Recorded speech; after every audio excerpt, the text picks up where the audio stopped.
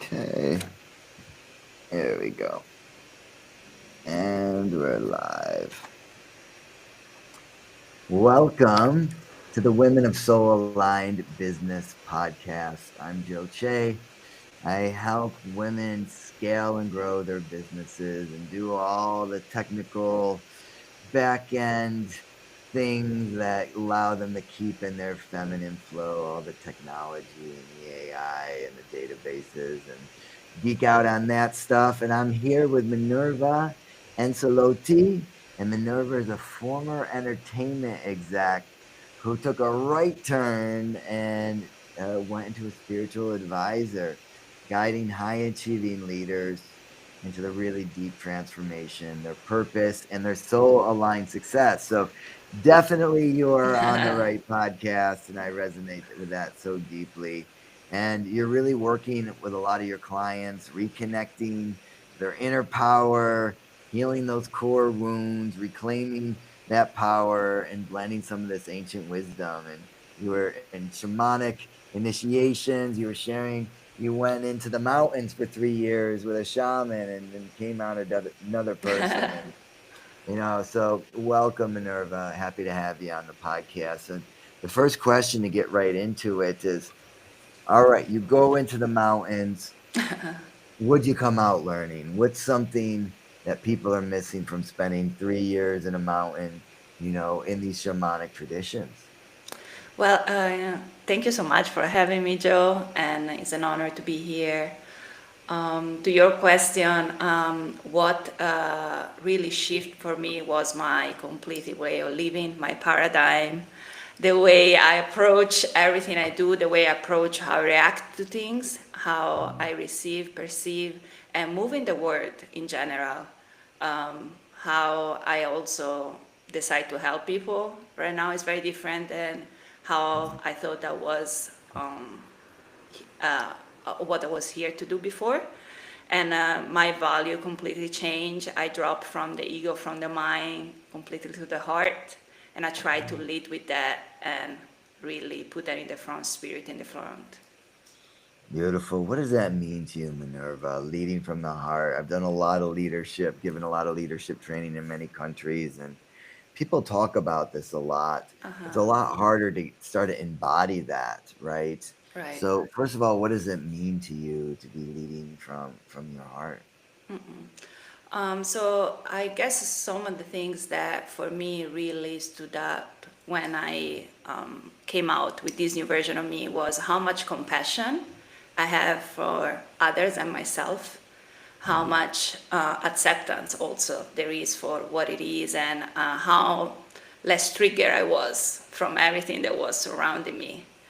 And already starting from that place of reacting and seeing that everything that comes to you is an opportunity instead of a challenge, is the way that the universe is testing you, quote unquote, and trying to give you these opportunities to grow.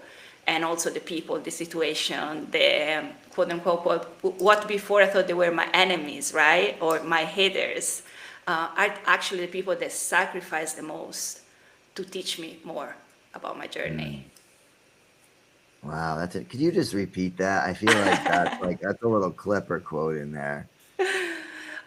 So the people that I used to think that were my enemies or my haters are actually the people that sacrifice the most their soul, their journey to teach me the best lesson. And they have the Mm. hardest role, right? I think nobody as human wants to be hated or wants to have that role. But when we reincarnate as spirits, what we believe in the shamanic tradition is that we all come to teach each other something. And so we have this agreement that we do. And so those souls are actually the souls that love you the most if they choose to have their role in your life. And it's also such a beautiful perspective that, instead of receiving that hate and that negativity, you are choosing to see the positivity and come back to that compassion of like, you're hating on me. And now, thank you. Thank you for you are suffering to show me a lesson.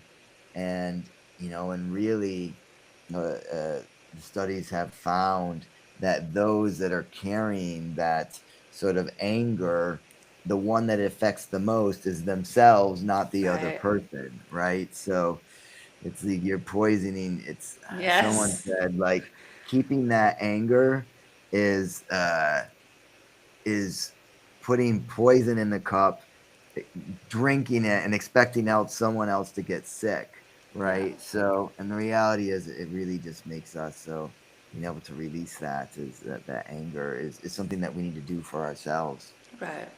And I also think is a lot about taking back our power and really understanding that we can decide this. We can decide how we feel, and we can decide how long we stay in a certain state too.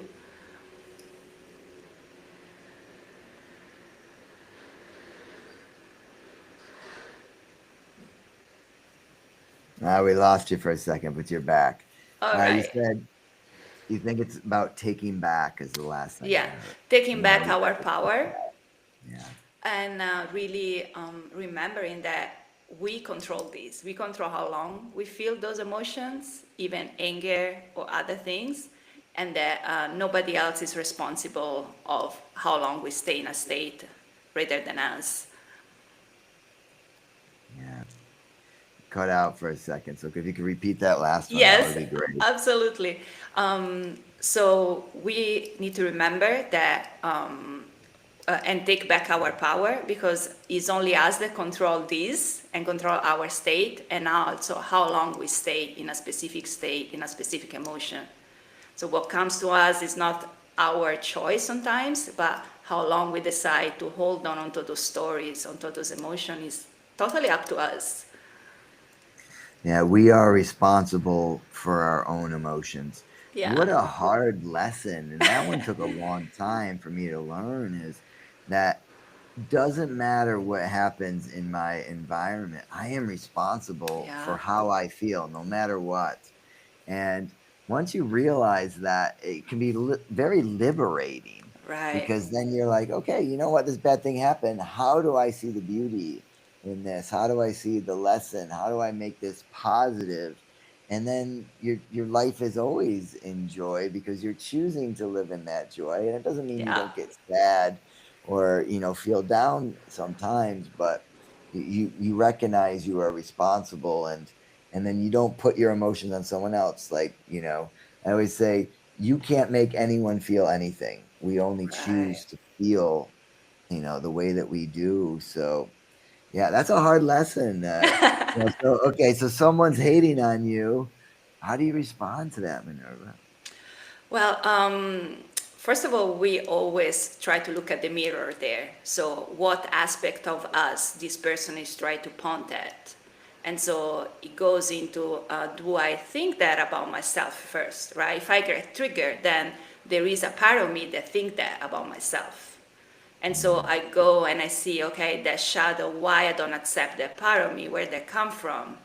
Is there something I can change, I can heal, or is something I need just to accept of me? That's, I guess, is the first step for me. And then if there's something that I don't think about me, then it's something that the person might see in themselves and react as mirror. And so that's something that I'm glad that I helped the person to see, and hopefully they're gonna at one point also work on for themselves. Yeah, some people never get there, quite frankly, but I like that perspective that we are looking to see, is there anything that we can own in that? Is there truth? And what I think I'm hearing you say is that if we are getting triggered, it's because we know that there is some truth in that. Right, And that's when it hurts, because if someone just says, something that isn't true, it's easy to let it roll off. right. And then when someone says something and it really cuts deep, you're like, maybe there's something I got to look at. Is something I got to look at in myself in that. And yeah, what a beautiful learning lesson. Although sometimes it can be a little rough on the ego, Right. that's for sure. Absolutely. Amazing. So, Minerva, when you're working with people in these, these leaders, and guiding them in these spiritual, what are some of the most common techniques or sort of skills that you're showing them? What's coming up consistently that's having a big impact in people building businesses? And wanting to be more in their soul alignment? Reconnection to the soul, to the intuition, to that part that sometimes we forget or we stop listening to, and really nurturing that relationship with that, with our feminine side or right brain or however you want to call it, and really find connection with ourselves first, then our guides for who believes also in spirits and that we have guides, but the most important thing is the reconnection with the voice, and is a deconditioning process, right? It's not about seeking or looking for that. It's about removing everything on the way that we built and we picked up from society, from our conditioning, from school, parents, traumas, and really what's left when you cleanse and when you do this purification process and emerge is the intuition, is the soul, is the spirit. And would you say that? So, oh, look at Milo's. We have a third guest on here. This is Milo. That's beautiful. Yeah.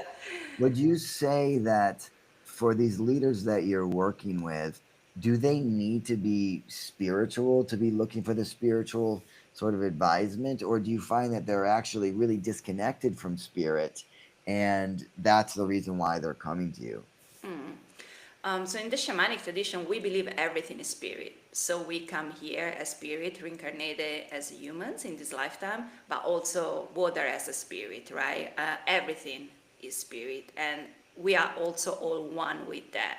So each aspect and each person that we meet, each situation that comes, is only showing us more of us. And if we come in from that paradigm, we only help people to reconnect with that part of themselves and part of them, all these parts of themselves, the relationship with fire, the relationship with the earth, with the air, with nature, and really see what comes from the wisdom that those elements, those beings have for you and for us to bring forward. Yeah, give me an example of that, Minerva. So, like, you're working with me. I am Yeah. a leader in business and many other things. What would you say? Like, how do I need to be connecting? Are these elements of fire, water, earth, air? Are these more figurative to start to be used in a way of attributes of part of our personalities or attributes of how the universe works, or do you see them as actual sort of spiritual entities that could be, connected with? So it's both, meaning that we will start by seeing how you see the world, how water wants to connect with you, how fire wants to connect with you. And so, what's your relationship with those elements for you right now? And start to notice the synchronicity that show up. Synchronicities are huge. And that's the way the spirits comes and speak to us.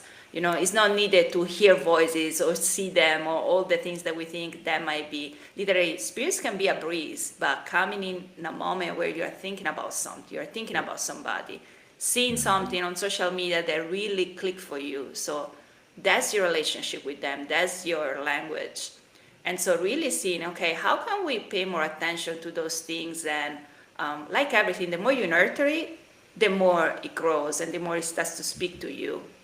And then you retrieve that language, you retrieve that wisdom, and then from there you start to really open up, and you're like, oh, actually, then I understand why these things happen, why these things happen, and your paradigm completely shift and includes those aspects of your experience. So it's more like shattering the box and seeing more, seeing more, seeing more, seeing more. Hmm. And that when you speak about reconnecting with that Yeah. voice, what does that mean to you? Do you see that as sort of like your inner knowing, or do you see it as an entity that is separate from us, that we are connecting with? Again, it's both, and also one of the spiritual paradigm that we use in shamanism, that is always both. The paradigm is not this or this, is always this and this. And so it's literally about perception and how it want to come through you as a language for you to understand it and speak to it. And so at the end of the day, any religion, any spiritual path, if you notice, they are completely different. They look like that at the beginning when you are at the ladder, you started. But when you start to, more you start to go up, the more they are all the same. They all bring you back to the same place, right? And so it's literally only created to for different people, different like different languages, but we all try to be one with this wisdom. The most important things that we think everybody could reach with a spiritual journey is wholeness and relationship with ourselves and with anything else. And Bali, they have kind of a core principle called Triherta Karana, which is it's a communion or connection to spirit, connection to self, and connection to community. So spirit or God, self, and then those around you, which is very sounds like very similar. You Yeah, know, this is coming from an Agama Hinduism mixed with yeah, some animism and the local culture, but you know, a lot of native philosophy and culture has these concepts. I think the curiosity for me is the way that you perceive it, because in some spiritual senses, people tend to separate self from with spirit, universe, God. For me, I'm leaning more towards that we are in another organism, and just yeah, like there's bacteria in our body, we are actually inside, and what we are calling God or universe is actually just the greater organism that we are yeah. inside of, which is very similar to some Native American philosophies I found too. And so it's almost like I wonder if we are communicating with just the thing that we're inside of, just like we're sending signals of electromagnetic or through chemical processes through the body. You know, the same way that we get sugar cravings is actually just bacteria in our GI tracts hijacking our desires of our brain. It's like shit's crazy, right? Like, Yeah. you know, so it's like we're really uh it feels like we are really just one piece of the greater object, greater organism, the greater spirit, whatever. There's a lot of different names for it, but yeah, it sounds like you believe that it's all it's both the whole and the part at the same time. Yes, and the reason why is that is because so we deeply believe we are one with everything. So there is this belief of oneness, but also there is this awakening of the ancestor inside of us, right? Of this wisdom that needs to be done, and that is part of the journey too. And that is part of that part of us knows and knows how to contact, how to be in contact with that. But right now, as the brain is formed in the current reality, is separated. We say right or left, right? We see right or wrong, bad or good. While if you think about back then, in ancient times, Egyptians or Maya, the brain was completely different, was one. And they were able to create incredible things that even right now with the technology we have, we can't. And so in our tradition, we believe that we come from the number one, the generation one. We are now experiencing the two, going towards the three, which is very much close to the one, but with the wisdom of the two. So we are here to experience discernment, right? The mind. And that's why there is this disconnection with spirit that we are experiencing. I mean, I'm very kind of curious. You're talking about first that some of these ancient civilizations, the Mayans and the Egyptians, had technology that we don't have now, which I've also noticed has been true. Although they've been able to discover and figure out how they've been doing most of them at this point, although there's still some questioning on that. But okay, so in this, you talking about this idea of we came here to experience. So what's is what else? Is that the purpose is just for us to be in this experience, or do you feel, as you know, you're talking about soul aligned success, so or soul purpose. I talk a lot about that. So what does that mean? So what is that purpose that we're having in that soul aligned success? What does that mean? Creation. So we are here to experience and create. And so each one of us has specific codes and things to deliver a specific gift that when we express it through our work, our art, our wisdom, our service, those are an expansion of us and that create a ripple effect and impact because that's unique to us. There is never two people that can deliver exactly the same thing. We are all very different, even on a DNA level, right? And so that is part of the also purpose. So experience and creation. Yeah, I would add to that. I do a lot in this work. We're very similar. And I would add that, yes, we all have a unique gift that is that has been given to us to be in service to our environment around us. And that when we're not being selfish, when we're doing what we truly love and what we truly care about, we're actually in service of others, our environment, the world around us, the universe, the greater organism, the spirit.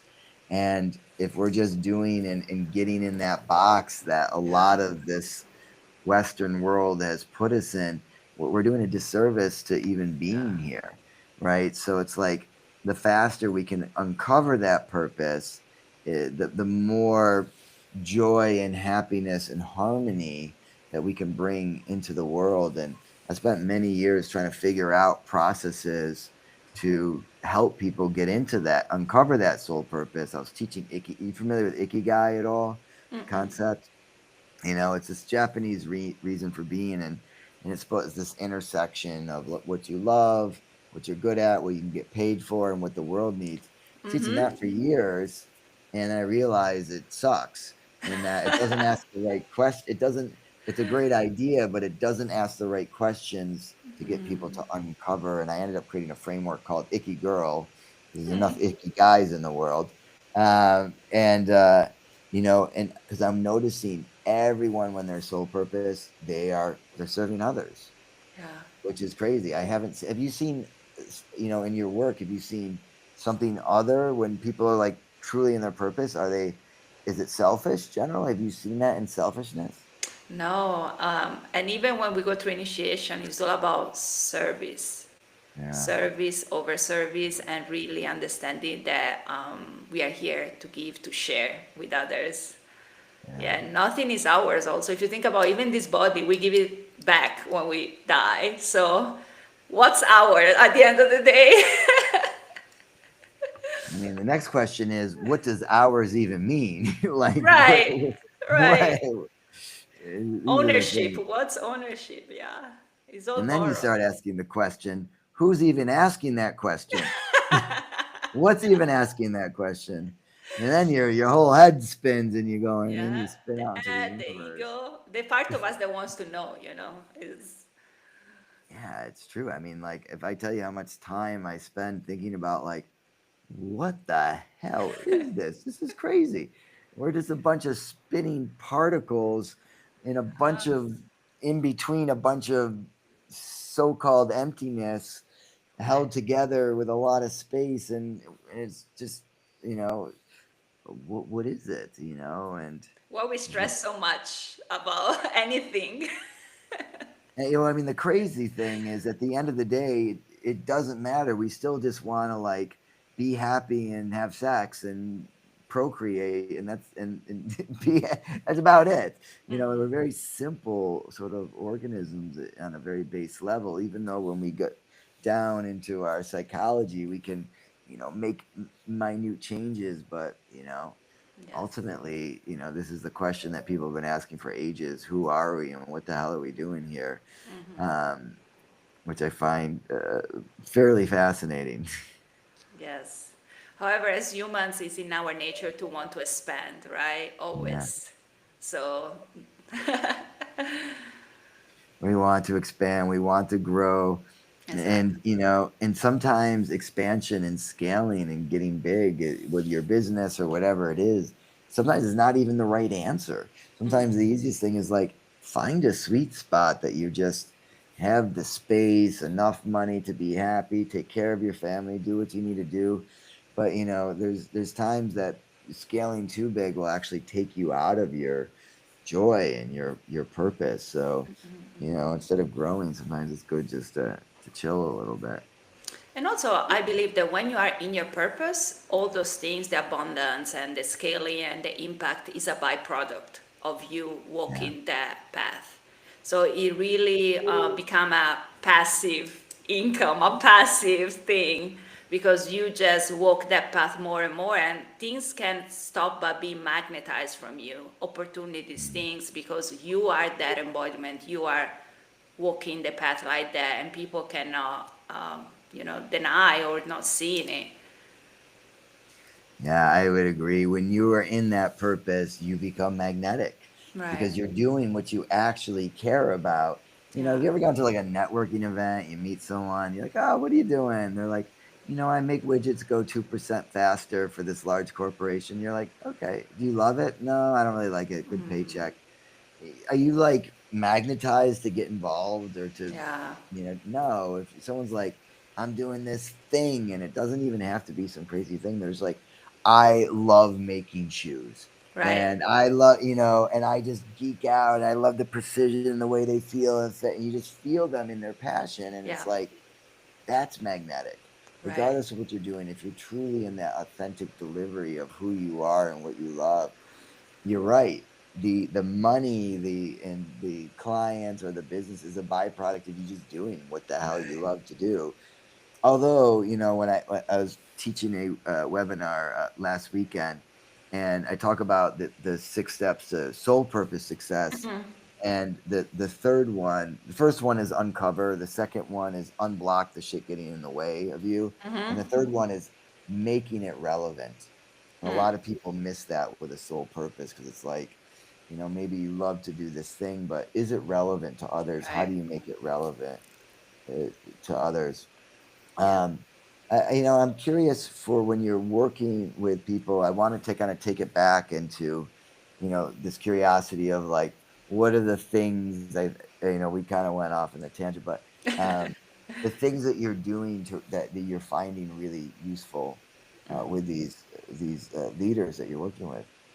It's really bringing in that back into alignment. So really seeing where this compass, right, that we have inside of us, GPS, this intuition, is been trying to lead you for a long time, Yeah. possibly, right? And that's what spark joy in you, what comes naturally, while you're doing it, you feel in flow, you feel that time pass and you don't even realize what energizes you simply because we tend to have this concept that things that bring us success or money needs to be hard, right? Needs to be something that is not even in our zone of genius. And what come easy, we dilute the value of it. But other people see the value in it, just we don't because it comes so easy and naturally from us sometimes. But that's what we're here to do. That's why it comes easy. That's why when you are in your gift, you skip the line, right? You hear the stories that this person started this business and is exactly what you're supposed to do, and right in 3 months, and people have been trying for 10 years, and they eat 7, 8 figures, and you're like, what? It just opened, but because that's his thing, it's their thing. So yeah, go ahead. No, I was just getting excited. Uh, it's like, yeah, go. This idea of when you are truly in your purpose, things are flowing very Right, naturally. And sometimes that's how you know when you're out of your right, purpose is when you're trying to push that rock up the hill all the time and it's just not working, right. you know. And it's not always the case. Yeah, Sometimes you're going it's through resistance. difficulties and Yeah. challenges, but other times it's not working because you're not doing what you actually care about and actually Huh. good at. And so people recognize that and you recognize that you're blocking yourself energetically. Yeah, absolutely. Yeah, Minerva. So if people want to work with you, we can find you on Instagram at Yeah. Minerva Healing, Mm-hmm. or and they can find your website and everything. Is that the best way Yes. to get a hold of you? And can Yes. people reach out to you? Who should be reaching out to you? Um, I guess anybody that wants more, any seekers, any leader, any high achiever that is either to push or has been achieving everything, already on the outside, but is missing something inside, is missing the fulfilling. So either you are rock bottom or you are at the top is the same feeling sometimes if there is no purpose. And so anytime you want some depth and you are ready for deep, deep healing and opening up that channel, I'm here to support. Beautiful. Thank you. And come find me, message Minerva, message myself. If you need help, if you're listening and you want to uncover your soul's purpose, I have a process that works every time where people actually just answer questions. And I'll go through and use my autistic brain to give them 3, 4 options of how to make a minimum of 100,000 a year within the first year, like doing what they love. Took me a long time to figure out this process, and we iterate back and forth, and it's really cool. Just today I got a message in this group chat. She's like, when I did your process, Joe, I think it was like earlier this year, she's like, I figured out what I was supposed to do, and I just quit my corporate job and I'm doing it. I'm building this retreat center. I'm like, fuck yeah. Yeah, that's the It's the best best. feeling, right? It's the best feeling. Yes. Yeah, love it. So thanks for everyone for listening. Find Minerva Healing on Instagram. I'm Joe Che. This is the Women of Soul Aligned Business Podcast. And have an amazing time. You can find me on theconnectionmap.com or just hit me up if you need any support. Much love, guys. Have a great day and a great night. Ciao, ciao. Ciao. Thank you. That was Thank fun. you. Yes, thank you so much. I really love the energy. Yeah, how you feeling? Let me just stop this.